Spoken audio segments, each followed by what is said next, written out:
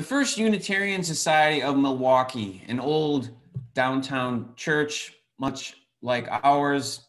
The sermon this day has a number of congregants from young to old sharing their reflections on why they love the church. We first hear from a 9-year-old girl who says, "I love this church because I can believe anything I want here." At first, it is a bit cute, but as I think about this statement more and more, it becomes alarming. That wasn't what she really meant, was it? How free is this faith of ours? Now, we strive to be inclusive, no matter your ability, your class, your education, your wealth, your race, your gender, your language, your sexual orientation. No matter who you are welcome here. But are all beliefs welcome here? A Jew, a Hindu, a Buddhist, an atheist, and a Christian walk into a church is not the start of a joke for us. It is called Sunday morning. Pluralism in the pews. We are always going to be theologically diverse and open to the truth we find in the unfolding process that we call life. Quite simply, this is our brand. Our beliefs are not static, timeless ones. No, we embrace the newness of spirit and contemporary cognition. We accept each other's theological quirks. For instance, I hear and feel in John Coltrane's sound, God, divinity coming out of his horn. To some, that may be a strange blasphemy, but in our way of being religious, I might be invited to preach a sermon on that topic. Yet, for all our inclusivity, a container we are, with sides and boundaries. Some beliefs fall outside of our rock walls. Certain ideas are thought only from the sidewalk passing by. Inside, though, peace walks softly in our rooms, and every casual corner has the potentiality to become a holy shrine. So believe anything you want? That Elvis is alive?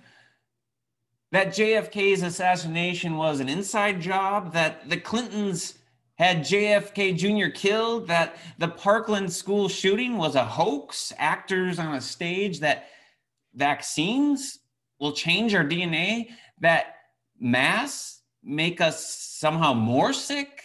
That this is not a pandemic we are in, but a plandemic planned by countries? That the moon landing was a fake? That Jewish space lasers started wildfires? That the 2020 presidential election was rigged and stolen? That the Speaker of the House, Nancy Pelosi, is a Satan-worshiping pedophile and Trump a messiah? That the terror of 9/11 did not happen? Now, there is no one policing our thoughts here, not me, not God, not the Reverend Susan Frederick Gray, president of the Unitarian Universalist Association. So I guess in some sense you could believe whatever it is you want here. No one is going to give you a Scantron test and expect you correct answers to questions like, which books are holy? A, the Bible, B, the Quran, C, the Bhagavad Gita, D, Mary Oliver's collective poetry, E, all of the above, F, none of the above, or G, the true holy book is the one still unwritten. But this idea of believing anything you want is at least partially a consumerist-driven concept, I think, where the church should meet my needs, my values, my wants, my desires. Now, consumerism is not a healthy way to find meaning in our lives. We preach a social ethic that will not let systems of evil cross our threshold. Conspiracy theories have no place in the building of our faith. Hate and hell are not allowed in our hallowed halls. We are a way of being religious.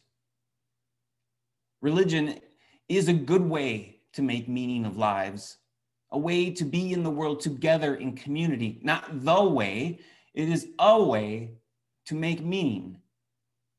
I think Unitarian Universalism is a pretty reasonable way to make meaning.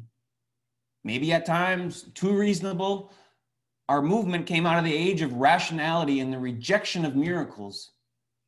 Wishy-washy at times, sure. What a reasonable faith we are. One way to test our beliefs is to think like a historian.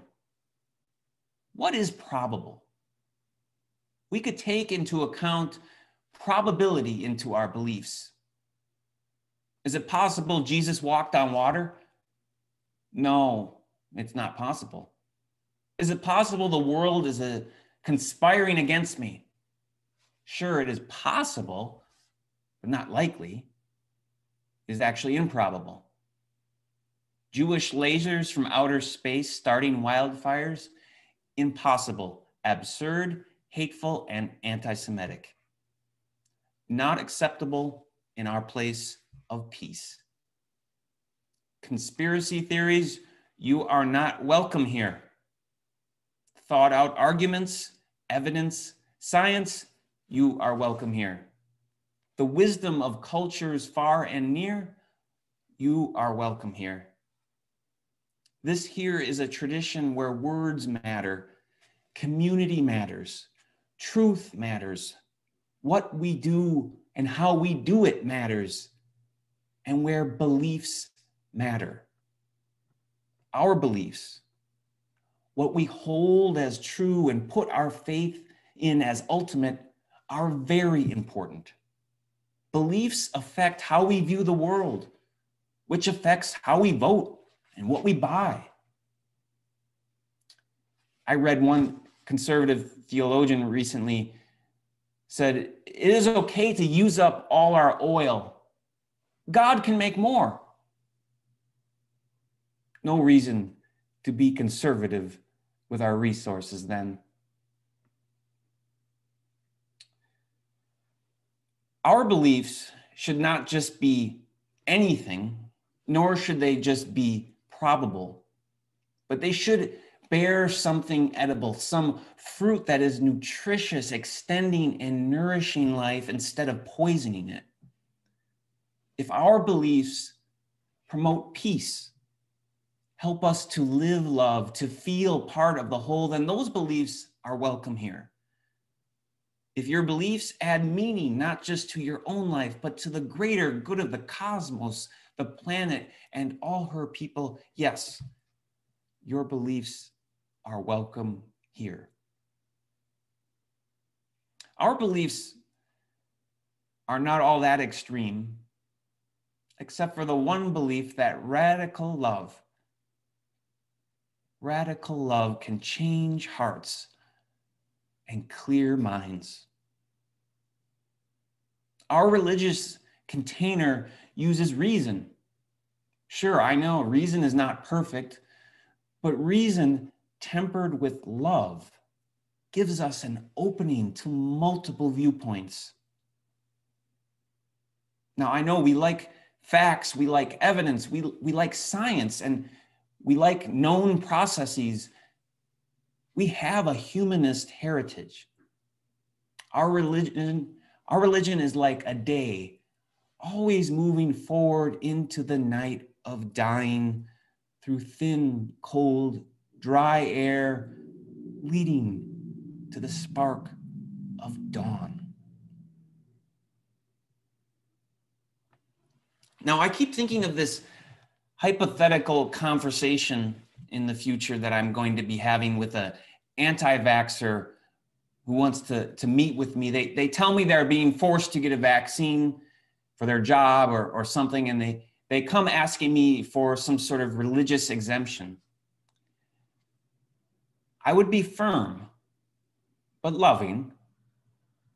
We are a faith based on science, reason, love, and community. You cannot use our faith to justify having a vulnerable immune system. You owe it to yourself and your community to get vaccinated. I would hope to call them in and call them inward and reflect on, why is this belief important to you?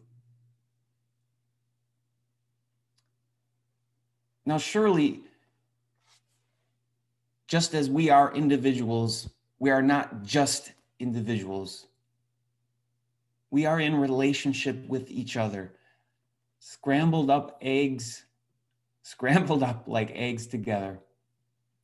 This should make us humble enough to find truth in dialogue. As inclusive as we want to be, as expansive as we want to be, not every belief falls into our container. We are natural mystics who journey together on the path to meaning. If you put us on a theological timeline, we are one of the most liberal and progressive groups out there. A faith rooted in embodied living that tries to make sense of everyday nonsense. As a religious way, a spiritual path forward, we are a container of hope. This sure beats the meaning-making process of consumerism, of good paying jobs and nice cars and houses. We are a slower, more deliberate way that demands a commitment beyond me, and takes time to listen to what flows out of John Coltrane's horn. Getting at the center of what is true requires the calmness of breath, the glow of spirit to stir and awaken us, and the mind of a sensible reason that looks to what is actually probable and to what bears nourishment to this life. A central belief of ours is the building up of each other. Alarming as it might be, this rise of conspiracy theories and the obliteration of facts, truth still unfolds in our lives. As we creatively mix ancestral wisdom with the known world around us, we come to the common acceptance that we can grow ever upward, where a diverse, wide open vista beautifies the patterns with sunshine. Words matter. Community matters. Democracy matters. Beliefs matter. Life matters. How we carry our bag of truth matters. Never use our bag of truth as a weapon. Keep our bags open, but not just to anything. Always moving forward, never letting hate or hell into our hallowed halls. Amen, and blessed be.